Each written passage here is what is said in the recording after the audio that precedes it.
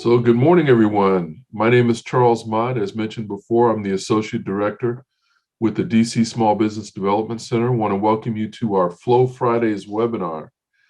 Today's topic is Record Keeping 101. And hopefully none of you feel the way the graphic here feels with regards to paperwork, but we'll have some great tips and tricks to share with you on keeping organized and keeping things compliant. Just to let everybody know, the webinar is being recorded, and we had a little bit of issue with bandwidth this morning, so our presenter may go to just audio. So we'll play it by ear and see how things go. With regards to that, everyone who's on the webinar will get a copy of the link to view the recording, so you will have that available to you. If you have questions, feel free to put them in the chat area, and we'll go ahead and get started. So without further ado, I'm going to turn it over to Stefanie Magness, and she's going to help you with your records. Thank you, Charles. So today we're going to be talking about keeping records, and this is one of the responsibilities as being a business owner for you to keep records. And so, as you have heard recently, if you have not heard, the IRS is boosting up their audits, particularly for small businesses. Their intent is to increase audits by 50% over the next year. That's with the increase of new revenue agents and tax agents. So I thought it'd be a great opportunity to talk about keeping records. This is the least fun part about being a business, but it's the most important, one of the most important parts of being a business owner. So this will be a disclaimer as always. This is not to be intended for tax or legal advice. If you do need furthermore individualized information regarding your business, because every business is unique, my advice is to seek an advisor. We have plenty of people at the SBDC that can help you, or you are free to seek your own tax or legal advice from outside sources. So let's get started. Why is record keeping so important? One of the things I talk about is it's very essential for people in small businesses. It will help you to manage your cash flow and make sound business decisions. It'll also make it easier for you to meet your tax obligations and potentially save you time and money in the future. So did you know that record keeping is a legal requirement for business owners? And two legal requirements. One is under the federal sector, the IRS, of course. It is stated in Title 26 of the IRS code that business owners are to keep records. Also in the state, if you are a limited liability company, or you are S corp or a partnership, or you register with the state, in the state legislation, even in DC, the DC code, it states that businesses are supposed to keep records when you have a registered business entity. What you want to do is, I use this all the time, even though I know the code very well. I often refer back to publication 583. You can just Google it in the Google and type in publication 583. It will come up, and basically it outlines your responsibility, not only with business deduction expenses, but there's on page 11, starts page 11, is the IRS breakdown of record keeping. So did you know also that poor record keeping is also one of the main reasons why small businesses fail, among other reasons? So this is a tip I wanted to leave you with today. Allow time each week to keep your records up to date. This helps when it's time to do your taxes, as well as help you kind of alleviate some of the paperwork overwhelm when it comes to tax time. If you want these people that get kind of flustered, I've been a tax preparer also for over 30 years. And this is the time of the year when people get frustrated because they're spending so much time trying to find their paperwork, trying to get ready for their tax appointment. So if you allow time each week to do this, you'll be ahead of the game. And it also frees up your time. Your whole purpose of being a business owner is to make money, have a sustainable business, and instead of worrying about paperwork. Now, you always can hire somebody. Bookkeepers, virtual assistants are great people to use to help you with record keeping. So what types of records, you may ask? So I have a system where, so when you want to think about records, think about the initials. So like ATM records. So according to the IRS, you should keep your ATM records for 3 years. And that can be either digital or hard copy. So B, bills, your bills that you pay in your business, you should keep that for 3 years. And that can be digital or hard copy as well. So M, your mobile deposits. A lot of times you'll get checks from clients or from vendors or contractors, and we do it mobile. They require you to keep it for 2 weeks. And the reason why it's only 2 weeks, because once it gets processed in your bank, it'll show up in your business bank account. And you want to keep the hard copy as well. And make sure it clears. A lot of times, some banks, you do a mobile deposit and they hold it for a while, maybe because of the large sum of money or whatever. So keep that in mind. A lot of times we do the mobile deposit and we quickly throw the check in the trash. Keep it for at least 2 weeks to make sure that it reflects on your bank statements. R, for receipts. We just talked about receipts. The IRS requires you to keep your receipts for 3 years, digital or hard copy. And the reason why this is important is because you can be audited for 3 years. So the IRS can audit you for 3 years. But however, if they suspect fraud, they can go back 7 years. But the minimum is 3 years, digital or hard for receipts. S is for statements. And this is like your credit card statements, your bank statements.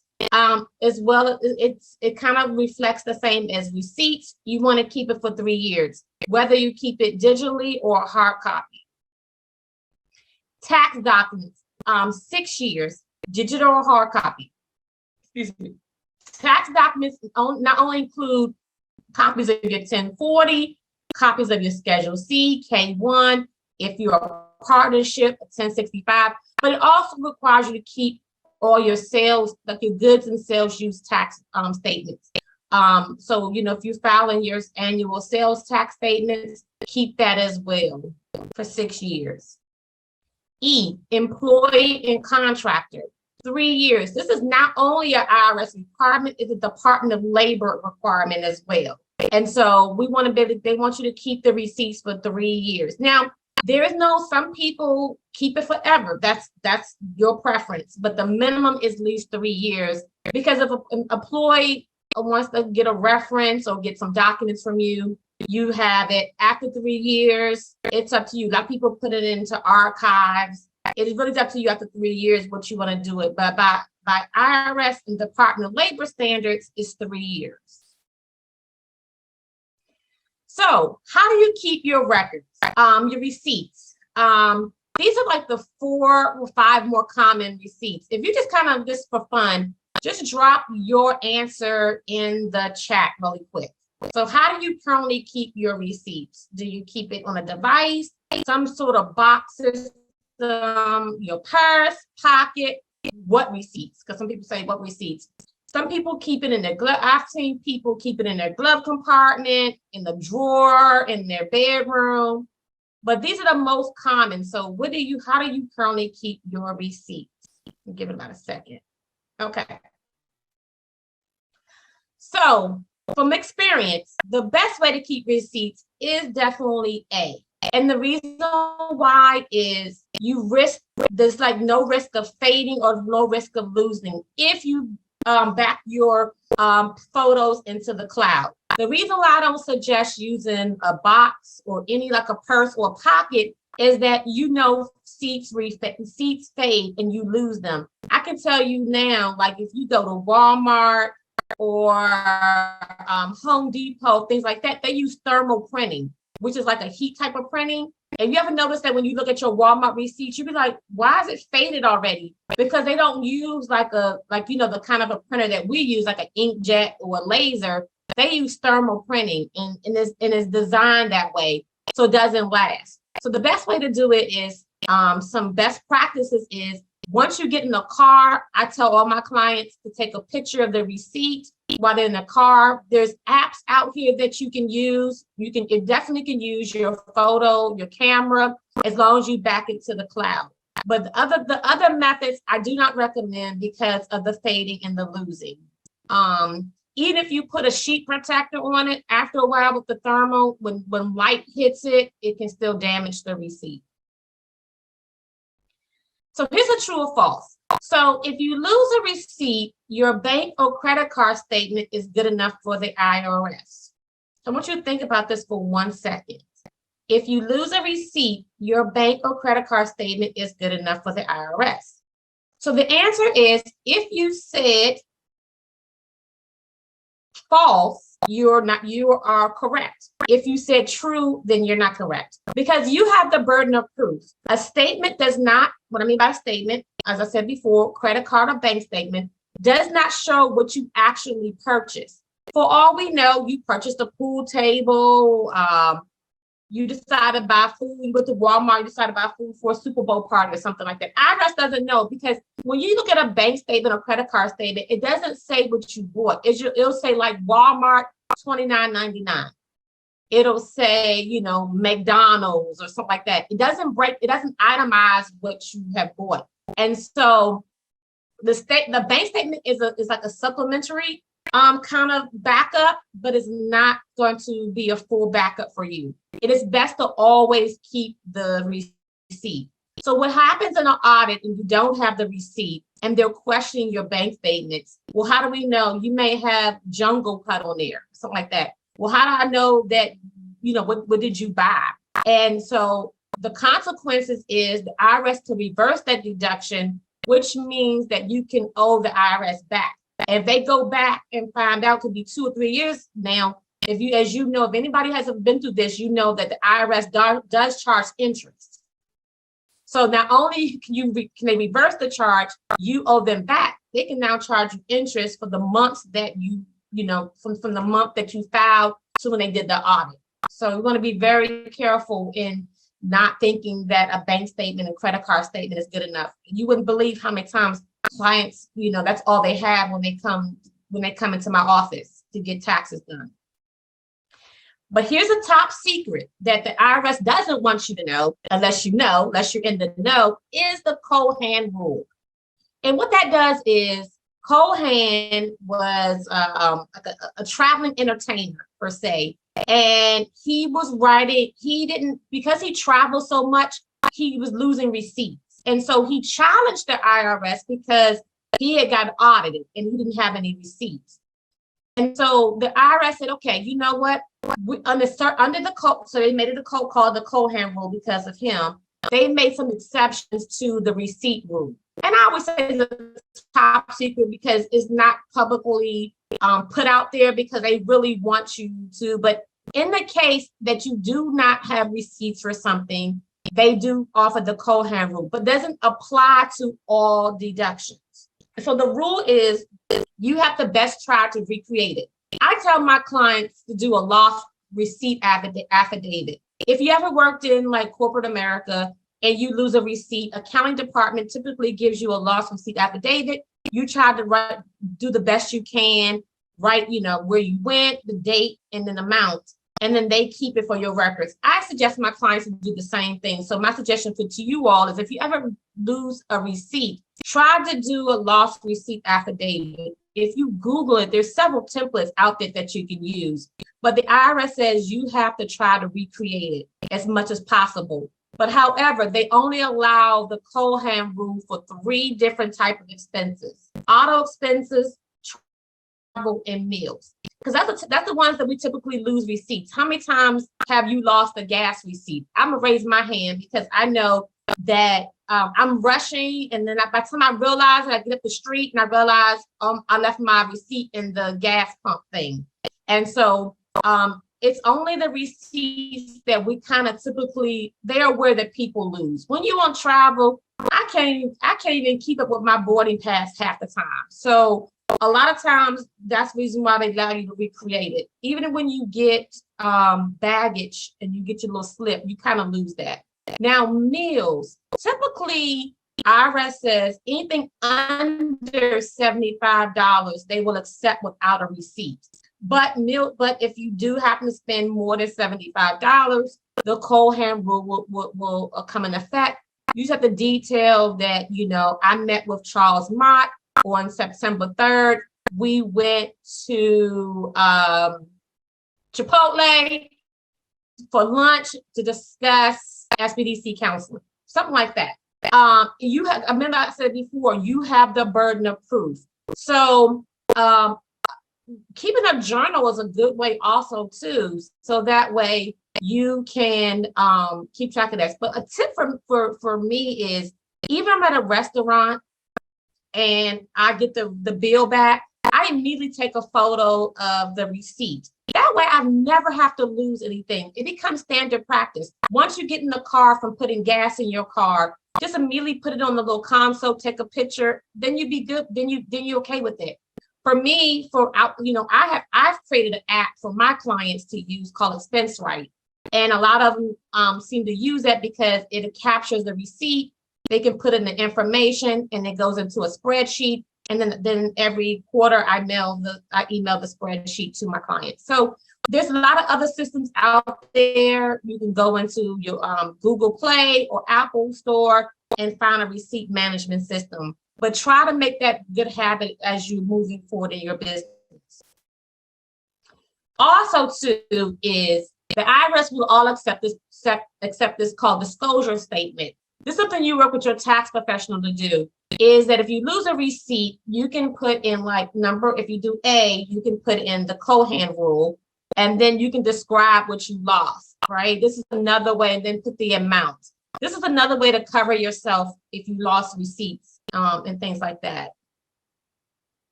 So here's another tip. You must provide credible evidence of expenditures, even though the precise amounts can't be determined. So sometimes we can't remember how much we spent. I think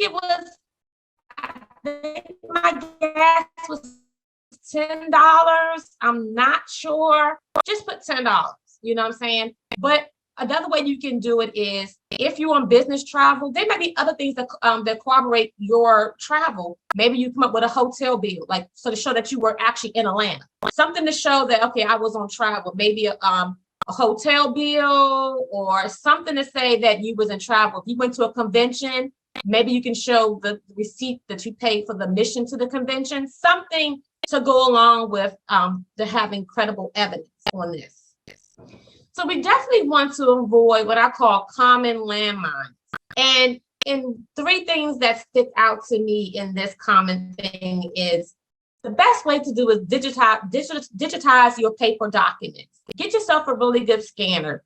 Also, if you don't have a scanner, you can use, there are apps in your app store that you can use. I love Fast Scanner. So write this down. It's called Fast Scanner. What it does is that you can use it. It'll scan your documents. You can either turn your document into a PDF or a JPEG or PNG. And you have the option to, if you have a Dropbox, once you take a picture in Fast Scanner, it will go into Dropbox the way you set it up, or you can email the documents to you as well. So anytime you get, even if it's like in a contract or agreement or something that you sign on the spot, and before you even walk away from the table, I would suggest using Fast Scanner. That way, if you do lose something, if you're clumsy like me, I lose a lot of stuff. This is why I go digital, because I know me personally that I can't keep up with papers. I'm just going to be very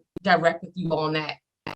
Another thing is to avoid common landmines is to stay compliant with current laws and regulations. They all moving fast, all different times, as Congress makes rules or the state legislature makes rules, you want to keep track of what's going on. I suggest you can do what they call a Google alert, and you can put in any key topics to stay on top of this. But the laws are forever changing. I'll suggest another way to avoid a common landmine is to create an organization system that works best for you and your business. As I said, all businesses are not the same. One business do things differently depending on that. I know like a lot of medical facilities are moving to digital. Even when you go to check in now, they're scanning your driver's license and your insurance card. They're no longer going to a printer, put it in there, print it out and put it in the folder. So a lot of people are more moving to the digital platform. So what have you accomplished today? You learned so far how to keep good records, what records to keep, what are your legal requirements, and what to do if you lose a receipt. Now, Charles, we can actually open it up for questions. People want more specific questions. Sounds good, Stefanie. Would you like to take them with mic off or through the chat? Which is better? They can mic off. Okay. We have time. Sounds good. So if you have any questions, feel free to unmute.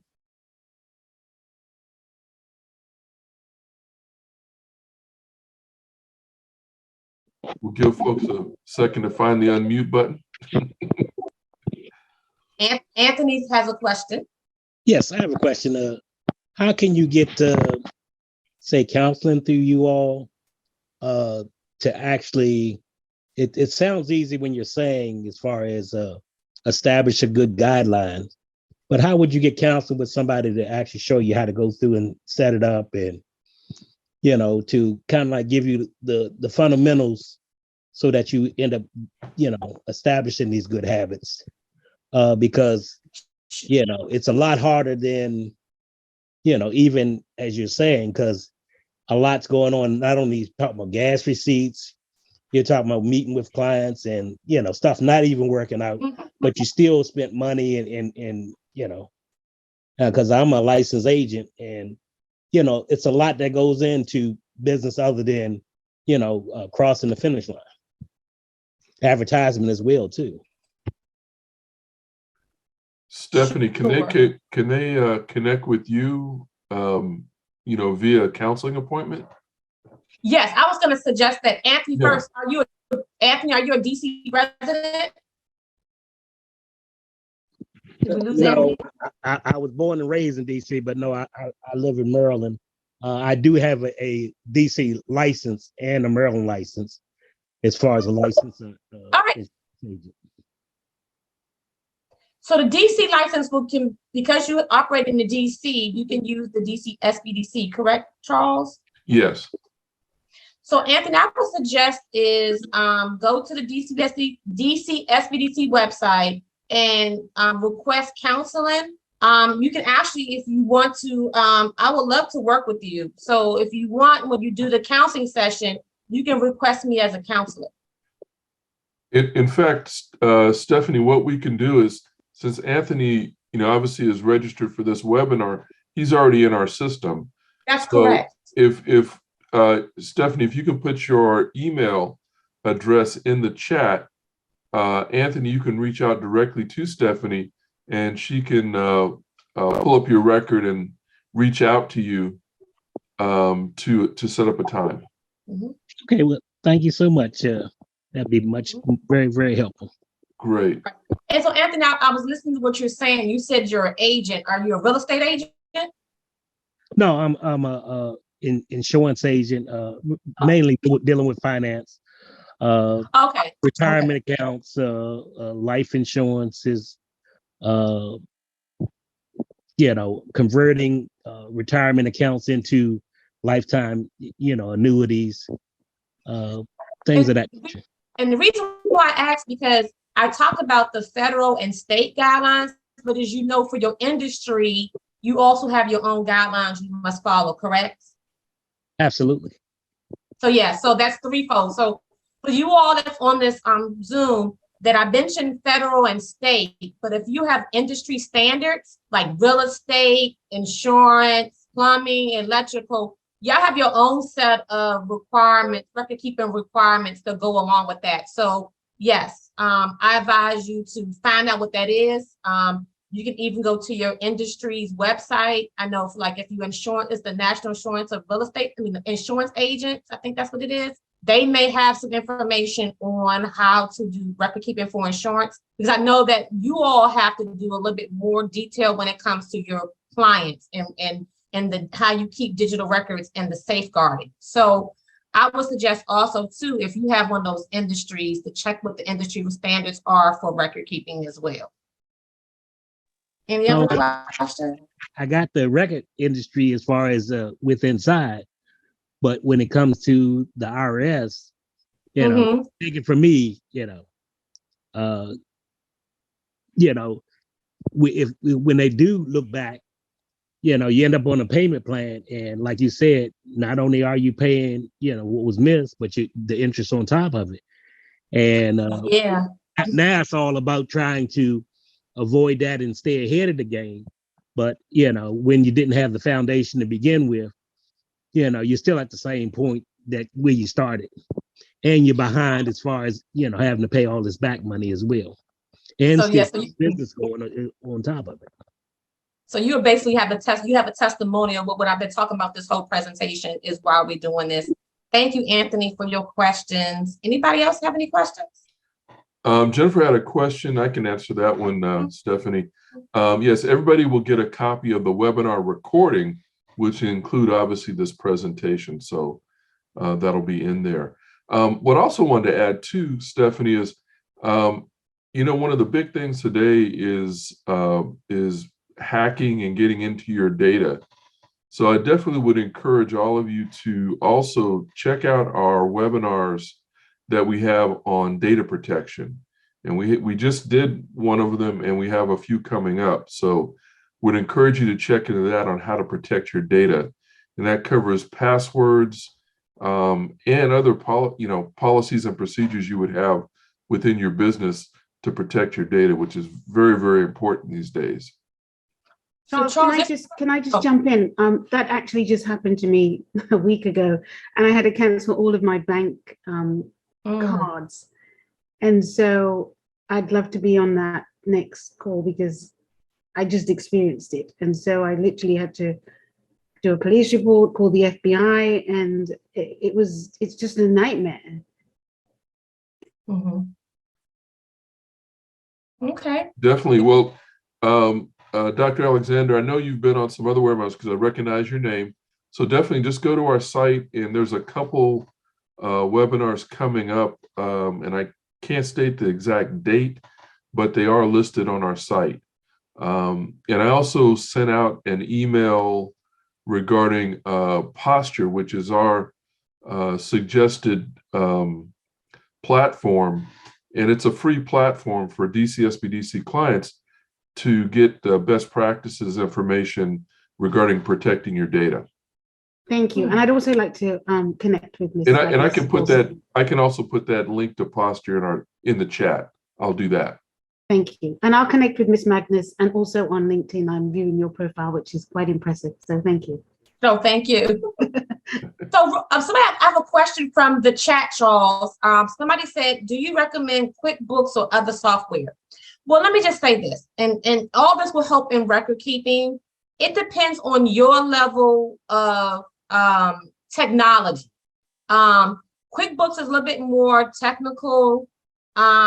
It depends what your level of experience are. With QuickBooks, you have to set up your chart of accounts. You have to do a lot of different things. I always recommend, if you're a newbie, a rookie at doing your books that way, there are other systems like Wave, W-A-V accounting. That is really good, because what it does is that if you link your bank accounts to it, it will automatically populate from your bank account to like a dashboard. And all you have to do is they have like these drop down boxes where you can just select the category and it'll move that expense into that category. So but again, some people, if you're not tech savvy, I don't see anything wrong with just using Excel spreadsheets, something to keep track of this, right? But again, it all depends on, my recommendation is based on your level of comfortability with using these type of systems. I know some people who's like, I don't, they're not tech savvy, And look, even if you just use, go to the dollar store or Dollar Tree and get yourself a little journal and write it down. The IRS will accept that too. It's all about your comfort, how comfortable. Now, if you're really making a lot of sales and stuff like that, I do suggest using QuickBooks or something like Xero's, another system, Wave.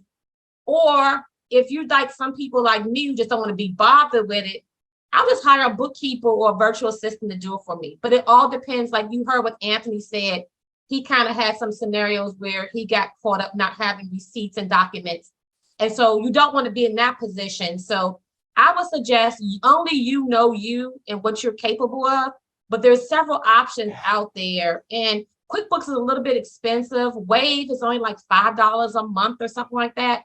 So those are options. QuickBooks is always a good option for people who are a little bit more savvy, but there are less, technical systems out there.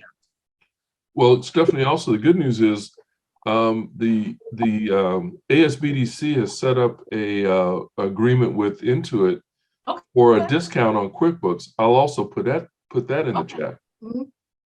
Somebody said they love Wave. Yeah, I love Waves as well.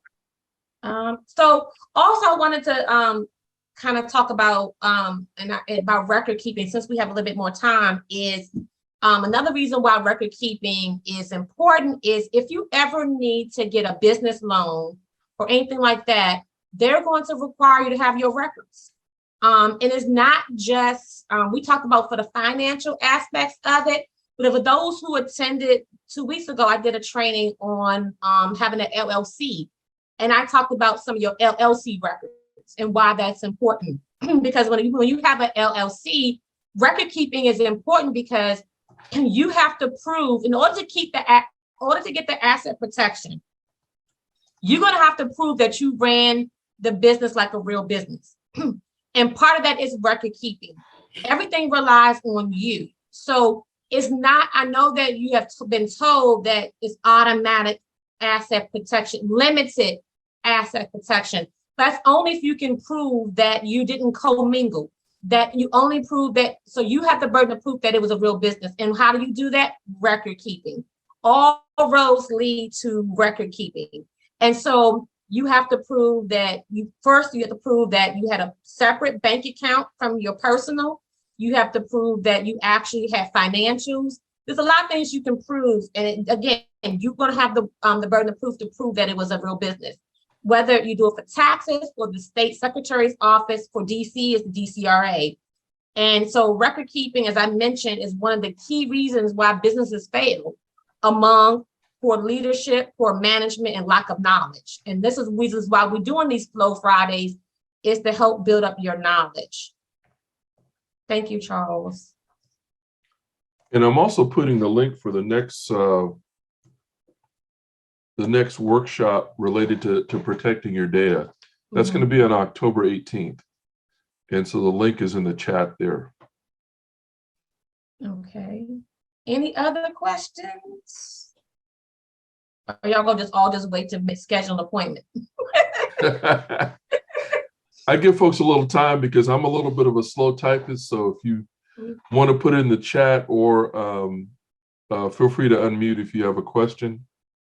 I always say this: no question is too big, too small, too stupid. So you never know how your question can help somebody else as well.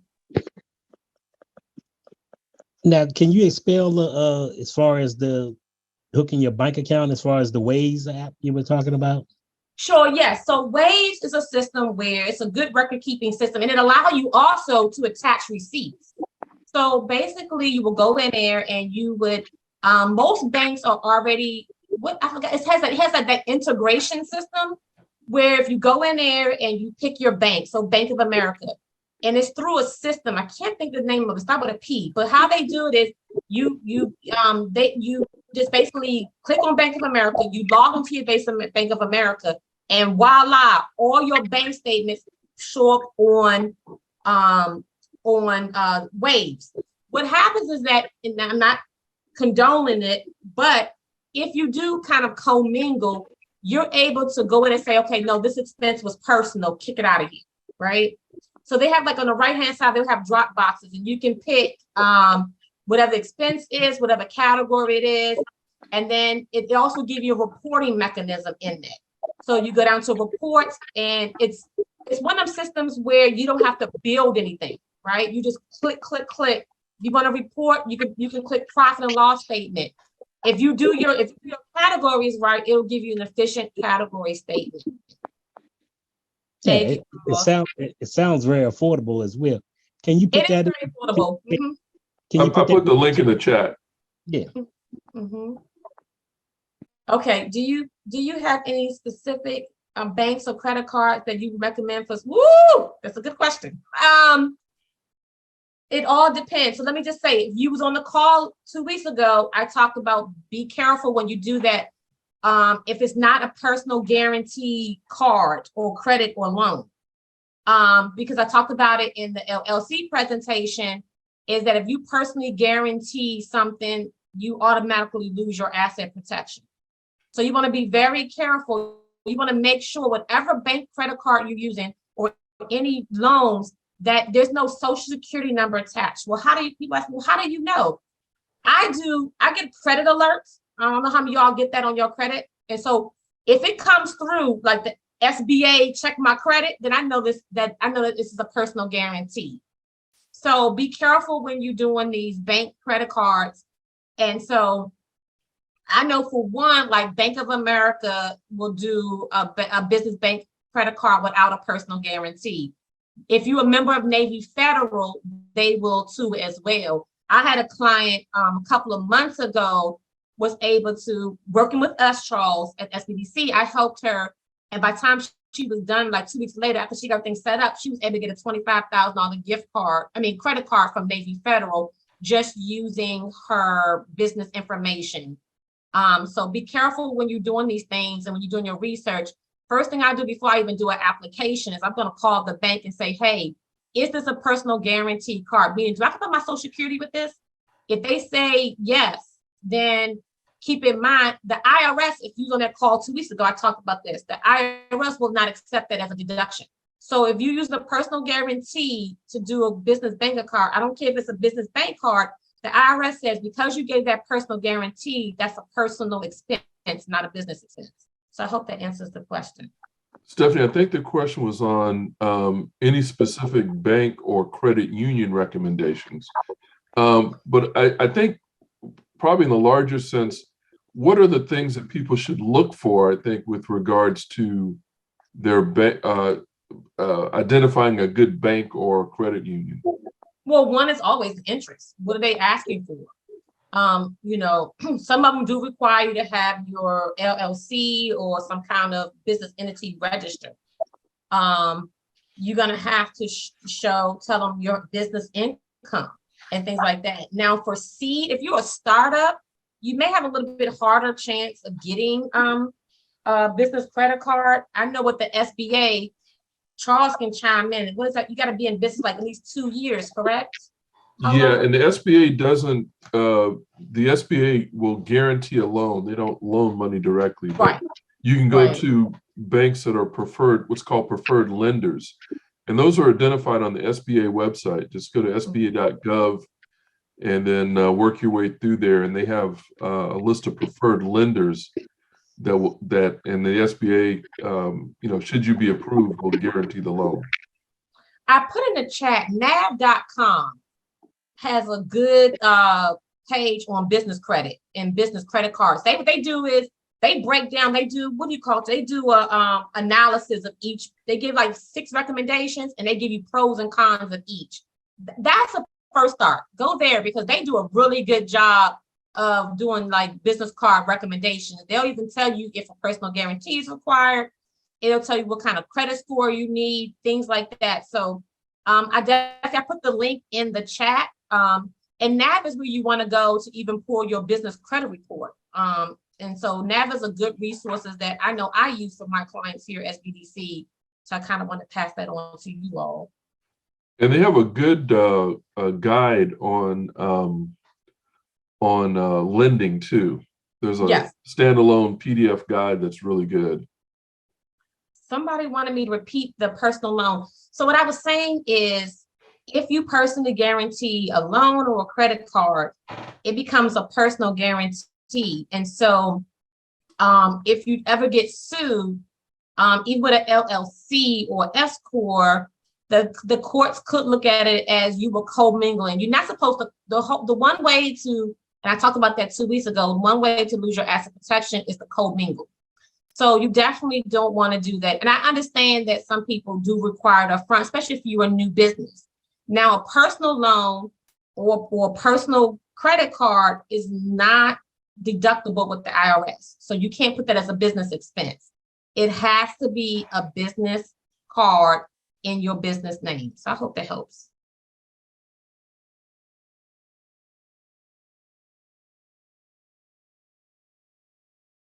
Oh, this is a good one, Charles. Let's say you have a trucking company and you took a loan for a deposit for the asset. Oh, you have to schedule an appointment with me because this is technical. This is a little bit legal. And I would suggest that you would schedule an appointment with me to talk about that directly.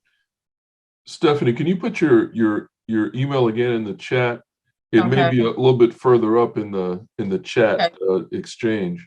Okay. Okay.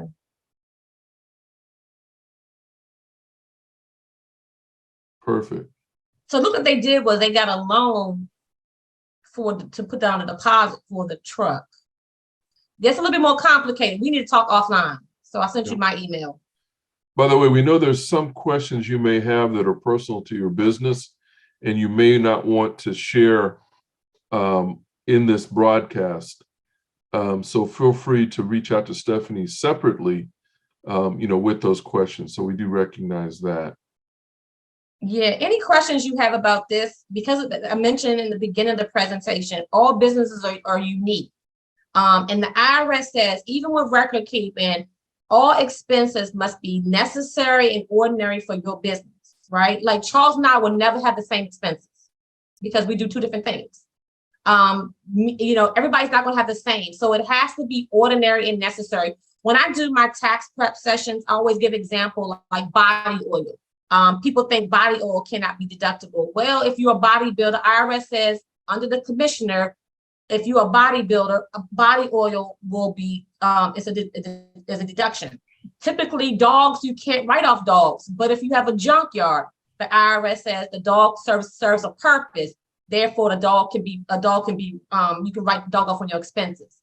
So everything is ordinary, necessary for your business. So I would suggest, like Charles said, I would suggest that if it's not me, just go into the SBDC website, schedule an appointment with a counselor. We all kind of work together. If you already have a counselor, and you're on the Zoom and already have a counselor, and you want more specific, ask that counselor. If not, then you can refer to work with me. You still can work with that counselor, but I can just help you on this piece. Excellent point, Stefanie. Mm-hmm. We do definitely tag team with or for our clients. All righty. Any other questions on record keeping? Like I said, somebody want to know if the actual, do we do that? They want the actual PowerPoint. Are we able to send the PowerPoint without the presentation? I think, well, we can. If you have the slide deck, Stefanie, I can send it along with the recording. Okay, I'll send you the slide deck. Okay. Okay, that sounds good. Let's see. Hold on. How do we schedule an appointment? Charles, did you put the link in here to schedule? Well, Jennifer, you're already in our system. Okay. So tell you what we'll do. Let me put my email in here. And if you're already in our system because you registered for this webinar, but what I can do is send me an email, and then I can direct a counselor to you. Okay. And like I said, I'm a little bit of a slow typist, so and I want to make sure I'm typing it correctly. So Jennifer, there's my email. Send me an email, and then we'll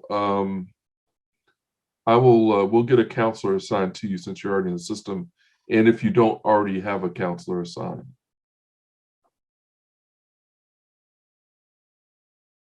So if nobody have any other questions, I'm gonna let you reclaim some of your time back. Oh, Anthony. Yeah, I just wanted to make a comment as far as you were talking about commingling. If anybody establishes with their articles of incorporation and all, you establish a business bank account that whatever entity that you establish it with, after they actually see your balance sheet as far as you have, monies and stuff going in and out, they'll offer you, their business card or whatever.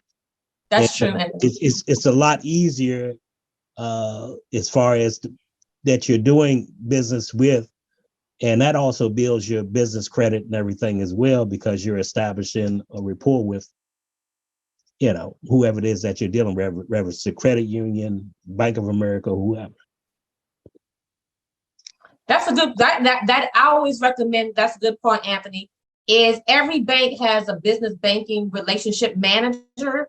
I would always suggest have a relationship with them. Schedule an appointment. This is what they do. Schedule an appointment with them and say, hey, I'm a business owner. I'd like to know what can I get as a business owner? And once they start knowing you, it'll be easier when you come in. Don't let the first time they're meeting you is you asking them money, right? That's anyway. Don't let it be the first time. So introduce yourself. Like I go to the same Bank of America. They know me by now, right? So if I walk in and ask for a loan, they know that I have a business bank account here. They've seen me. I've had conversations. So don't never let the first time that they meet you is you asking them for money. So Anthony is correct. Somebody had a question, Charles. Is the counseling session for free? It is. Yeah, we're a resource partner of the SBA, similar to SCORE and Women Business Centers. So all of our services are free of charge. The only exception that we have right now is a workshop for getting your food safety license, which is on the first Friday of the month. And that's to cover the fee for administering the test and so on. But other than that, all our webinars are free, our workshops, and our counseling services are free of charge or no cost.